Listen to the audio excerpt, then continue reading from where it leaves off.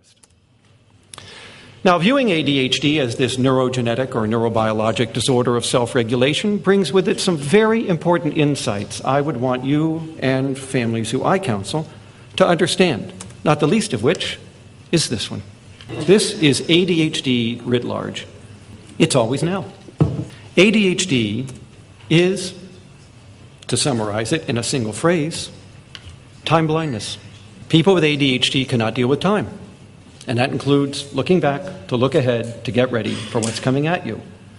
So the individual with ADHD is kind of living in the now. And wherever the now goes, they are being pulled along by the nose, wherever it goes. I'll give you an example from our adults clinic. It's rather funny, but it wasn't to his wife. This couple came into our office in Massachusetts once, and she said, "Let me tell you what it's like living with this guy, because it's like having a fourth child, actually. This is what happened last weekend." She says, "If you can't do something about this, I'm leaving him." Here's what happened. He went out to mow the yard. He wheeled the lawnmower out of the garage, and the tank was empty. So he reached for the fuel can. It was empty, too.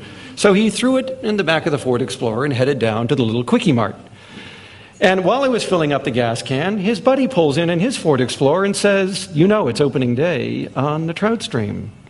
What do you say we go fish a little bit?"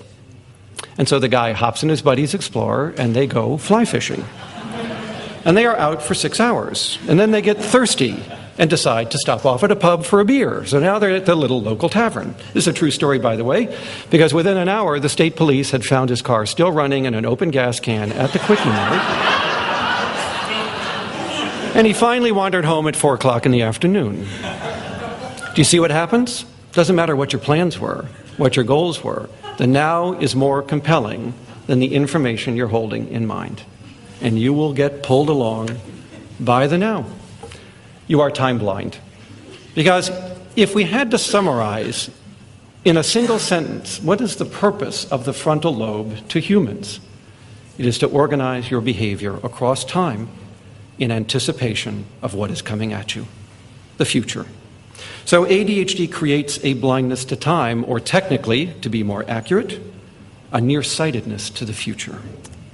Can you say that again? Yes. I can only be eloquent once. No. This is extemporaneous. I'm not. Okay, ADHD, right, is at its heart a blindness to time, or technically, to be exact, it is a nearsightedness to the future. Just as people who are nearsighted can only read things close at hand, people with ADHD can only deal with things near in time. The further out the event lies, the less they are capable of dealing with it. And this is why everything is left to the last minute, because they only deal with last minutes. That's all they perceive, that's all they deal with, that's all they organize to. And so their life is a series of one crisis after another, all of which were avoidable because people prepared, and they didn't. They weren't ready on time, in time, over time, with what they needed at that time. Note the word time. So ADHD is destroying the timing and timeliness of human behavior. That is a very important thing for parents to understand. Because while a 3-year-old does not have to have a sense of time, a 30-year-old does. And one of the most devastating deficits in adult life that ADHD produces is a disruption in the fabric of time. They can't cope with it as well as others. Now, this ability to organize across time comes with the capacity to build pyramids of behavior, from little behaviors to the bigger behaviors above them to the bigger goals above them. All human behavior can be organized into a hierarchy. Think about planning a wedding. Can you imagine the hierarchy you would have to create?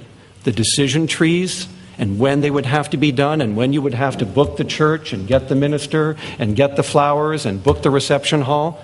And all of those come with little subroutines like picking up a telephone and calling your minister, right? It's the frontal lobe that allows you to organize all of those toward the single overarching purpose, the wedding. And that's what ADHD destroys.